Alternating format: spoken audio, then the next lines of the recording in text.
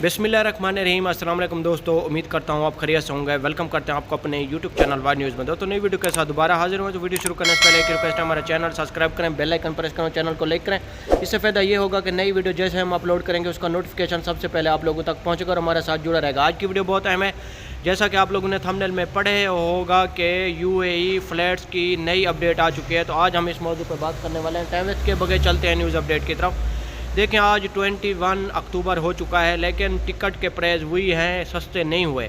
आपको ये भी बताते चलें, हमने आपको पहले भी बताया था कि 20 अक्टूबर और 25 अक्टूबर तक टिकटें सस्ती हो जाएंगी, लेकिन डॉलर की कीमत बढ़ती जा रही है, तो टिकटें कैसे नीचे आएंगी। दूसरे नंबर पे आपको बताते चलें, अगर फर्स्ट नवंबर की अगर आप टिकट लेना चाहते हैं तो वो एयर अरेबिया की है, कराची से दुबई के लिए, वो आपको 37,000 में मिलेगी। लेकिन अगर जो लोग बुकिंग करवाना चाहते हैं वो अभी बुकिंग करवा लें, उसके बाद ये भी बुकिंग फुल हो जाएगी, बाद में आपको ये टिकट भी नहीं मिलेगी। क्योंकि अभी ये आप लोगों के लिए बहुत ही सुनहरी मौका है, आप इस सुनहरी मौके से फ़ायदा उठाएं, क्योंकि ये टिकट बहुत ही आप लोगों को सस्ती पड़ रही है 37,000 में। बाकी जो आप टिकट करेंगे और किसी भी एयरलाइन की टिकट चेक करेंगे तो वो आपको हाई लेवल पे मिलेगी। एमरेट्स एयरलाइन की तो आप टिकट ले भी नहीं सकते और ना ही आप लोगों के बस की बात है।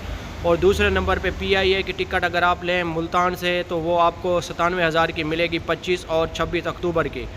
और अगर आप इस्लामाबाद और लाहौर एयरपोर्ट से अगर आप लेना चाहते हैं तो वो भी आपको सेम ही रेट पे मिलेगी।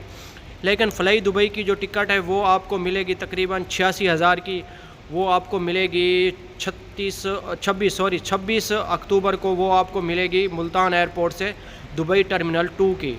तो आप लोगों को यही हम कहते हैं कि अभी आप टिकट लेके चले जाएं, वरना